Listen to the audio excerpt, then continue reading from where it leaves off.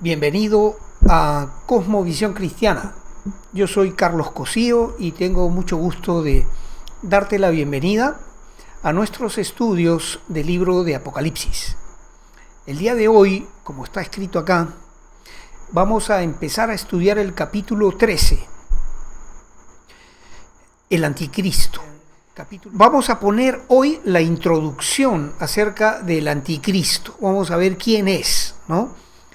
En primer lugar, vamos a leer dos versos del capítulo 13 del libro de Apocalipsis, los dos primeros versos, y luego vamos a usar otros dos pasajes de las Escrituras que nos van a ayudar a poner la introducción correcta para poder entender bien quién es el Anticristo.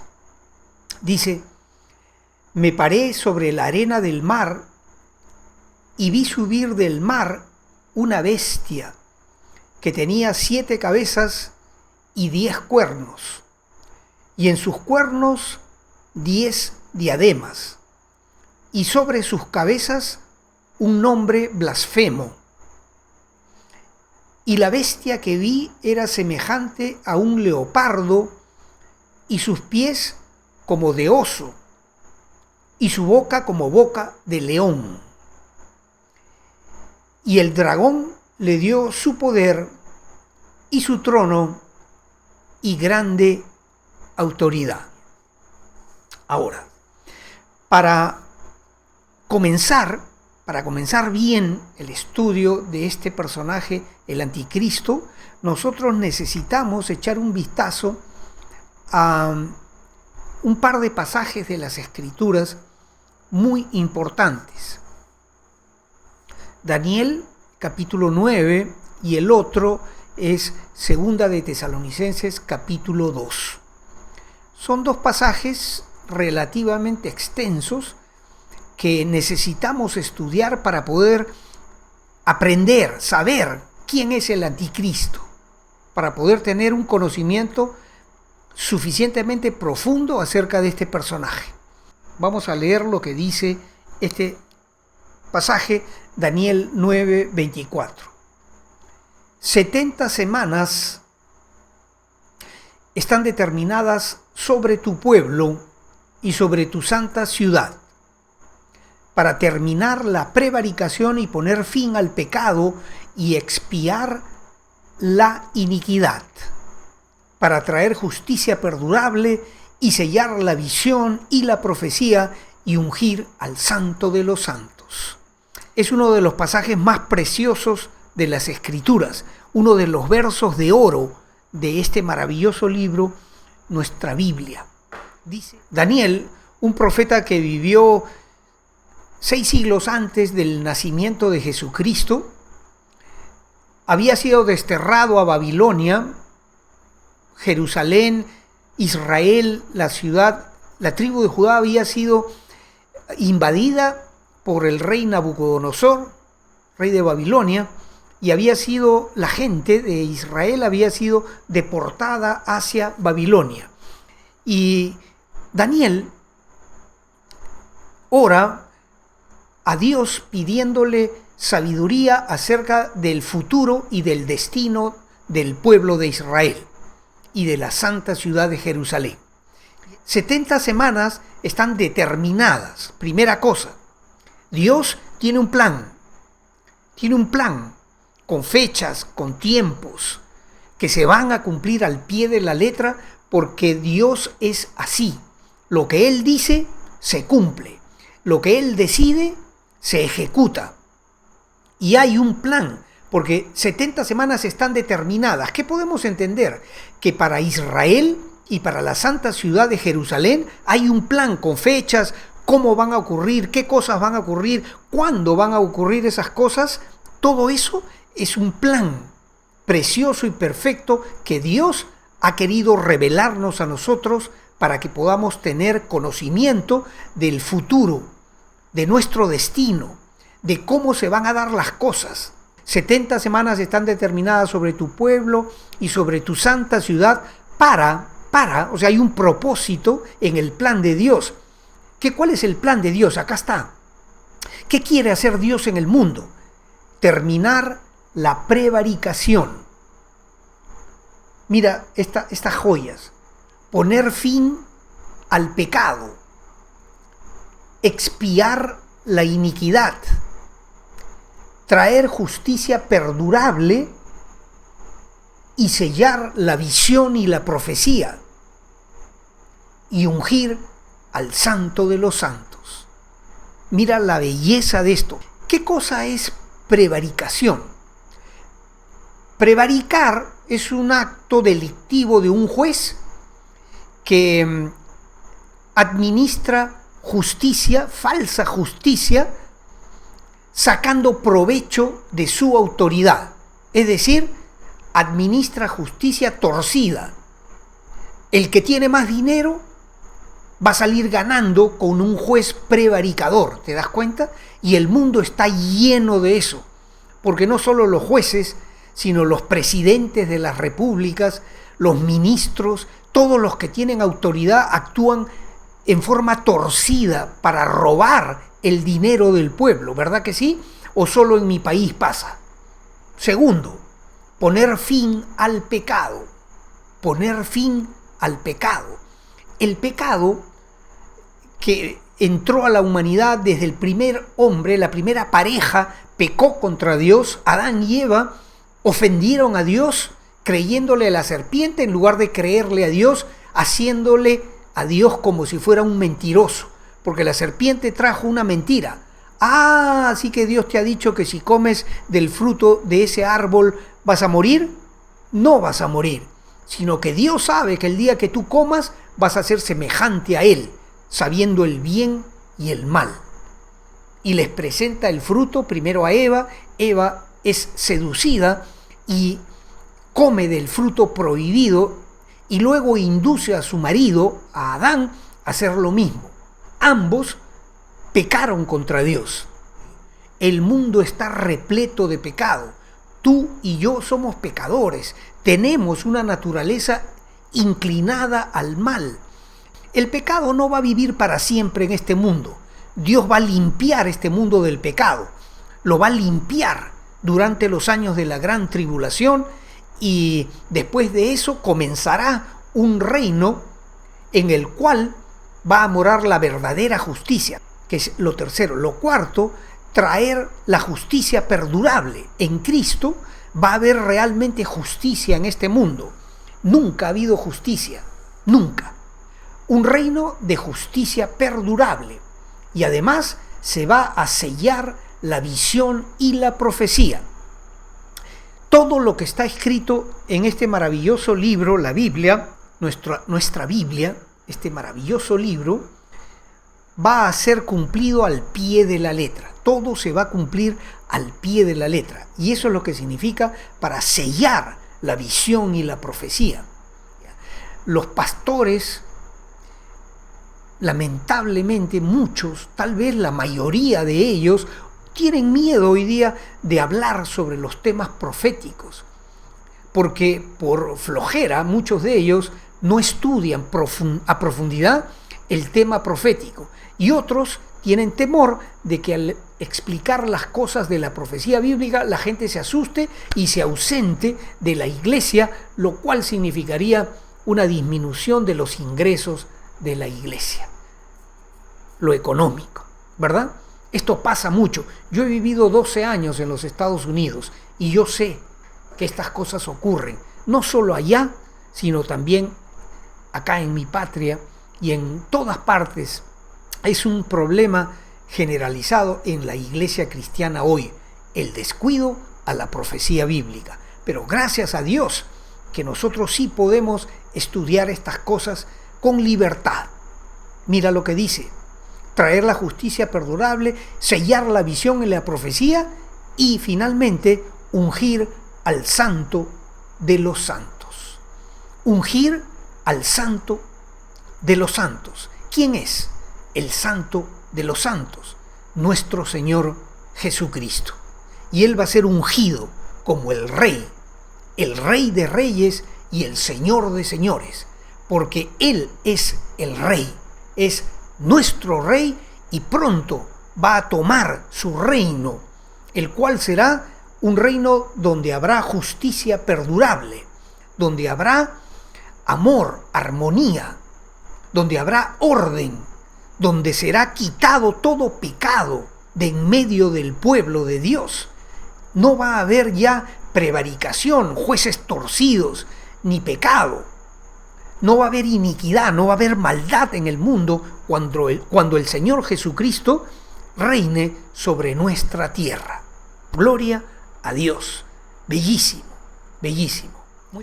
El otro pasaje que yo quiero hoy día que veamos como la introducción, esto es apenas la introducción al capítulo 13.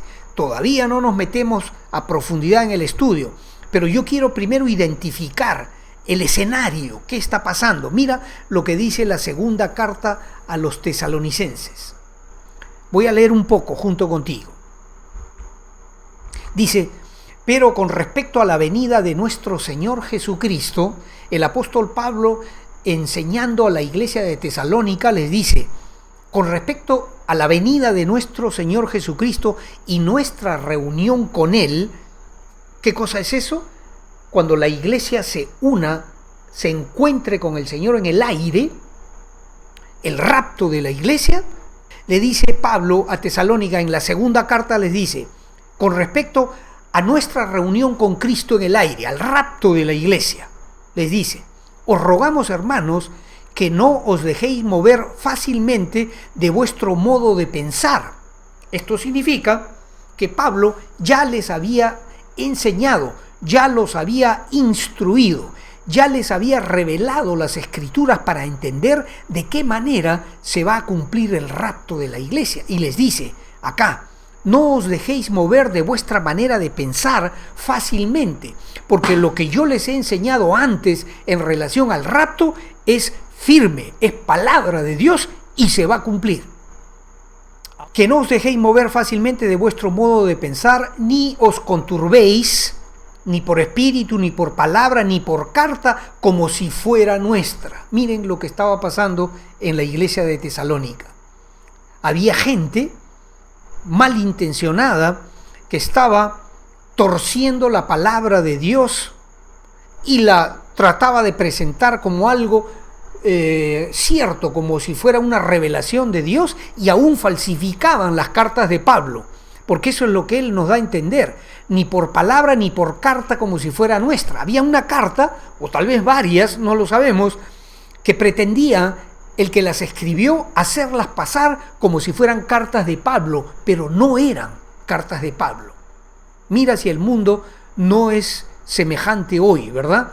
Cuántos fake news, cuántas mentiras, cuántas herejías están ahí pululando por el mundo entero en relación a la palabra de Dios. La cosa no ha cambiado mucho en realidad, pero mira, nadie os engañe en ninguna manera, porque no vendrá el día del Señor sin que antes venga la apostasía y se manifieste el hombre de pecado, el hijo de perdición. Hay un final, hay un tiempo del fin, ¿verdad? 70 semanas están determinadas. Eso significa que hay un plan de Dios que se está cumpliendo paso por paso, cosa por cosa, evento por evento, fecha por fecha. Todo se cumple de acuerdo al plan maravilloso de nuestro Dios. Y ahora estamos en la antesala de la manifestación del anticristo. El anticristo ya está en el mundo, en algún lugar. Es un personaje conocido seguramente. Las iglesias, no me puedo extender demasiado acá, pero las iglesias, muchísimas, están dándole cabida, entrada, están aceptando cosas tan terribles como por ejemplo el matrimonio entre homosexuales. Un hombre con un hombre se puede casar ahora en muchas iglesias, no solo en Estados Unidos, sino en muchas partes del mundo. Mujeres con mujeres, ¿no?, que han torcido la sexualidad de Dios y han deshonrado según la palabra de Dios. No son ideas mías, yo no soy homofóbico, yo no odio a nadie, pero la palabra dice que los que se acuestan hombres con hombres y mujeres con mujeres también han deshonrado sus cuerpos, Estamos viviendo ese tiempo de la iglesia de la Odisea, la séptima iglesia que la vemos en el capítulo 3 del libro de Apocalipsis. Estamos en plenos días de apostasía.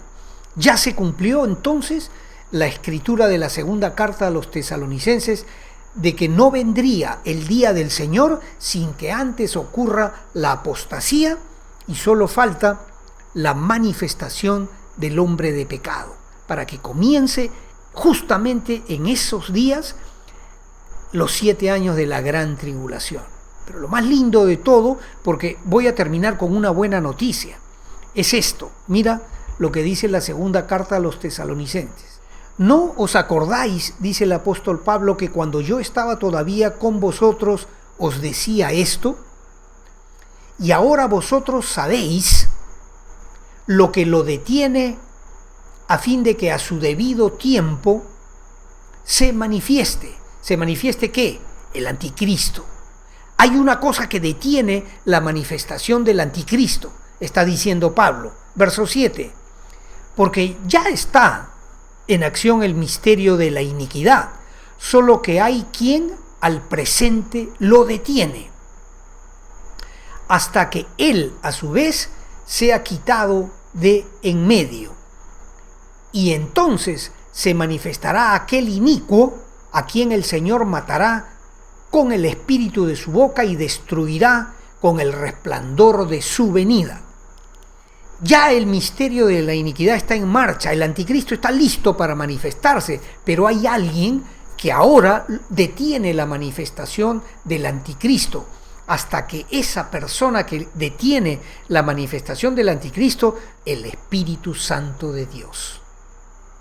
Cuando Cristo termina su ministerio terrenal, les dice a sus discípulos: yo me voy, y me voy a un sitio donde ustedes no me pueden seguir, pero a ustedes les conviene que yo me vaya, porque luego de que yo me vaya voy a enviar al Espíritu Santo que va a morar en vuestro corazón, y Él os guiará a toda verdad. Eso dijo Cristo a sus discípulos, que cuando Él se vaya, enviaría, y de hecho, pocos días después de que el Señor asciende a los cielos, viene el Espíritu Santo sobre la iglesia. Recuerda el segundo capítulo del libro de los Hechos, ¿no? La llegada al aposento alto en ese viento recio con un estruendo, se abre el aposento alto y el Espíritu Santo se posa sobre cada una de esas 120 personas que estaban reunidas ahí y los llenó del Espíritu Santo, y ese día comienza la iglesia, ese día comienza el ministerio del Espíritu Santo en la iglesia, que ha durado 2000 años, y el Espíritu Santo es quien detiene la manifestación del anticristo. El Espíritu Santo detiene hasta que Él, a su vez, sea quitado de en medio. Nosotros, los de Cristo, somos el templo del Espíritu Santo, porque el Espíritu Santo mora en nuestro corazón.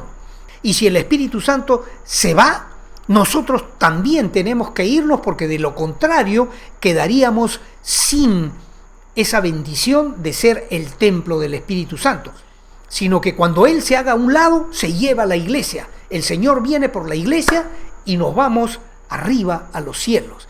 Y entonces recién el mundo queda dispuesto para ser entregado al anticristo que se va a manifestar. ¿Te das cuenta cómo es el orden de las cosas? Cómo las piezas de este rompecabezas de la profecía bíblica se pueden acomodar unas a otras, una al lado de la otra, de tal manera de que tenga sentido, la doctrina del fin de los tiempos. Sé que es extenso, sé que además de extenso es denso, pero gloria a Dios que podemos estudiar con detenimiento. Si algo te quedó un poco oscuro, yo te sugiero que estés atento a lo que viene después, porque la luz que Dios nos va a dar en los futuros estudios que vamos a hacer va a abrir nuestra mente para poder brillar con la luz, como el firmamento, a la luz de la profecía bíblica. Esa es la promesa que Dios nos ha dado en el capítulo 12 del libro de Daniel. Gracias por tu tiempo, gracias por tu atención, gracias por tu compañía, gracias por tu interés. Dios ponga un cerco de protección sobre ti y tu preciosa familia. Y yo me despido hasta la próxima. Si Dios lo permite, te veo en la próxima oportunidad. Gloria a Dios. Bendiciones.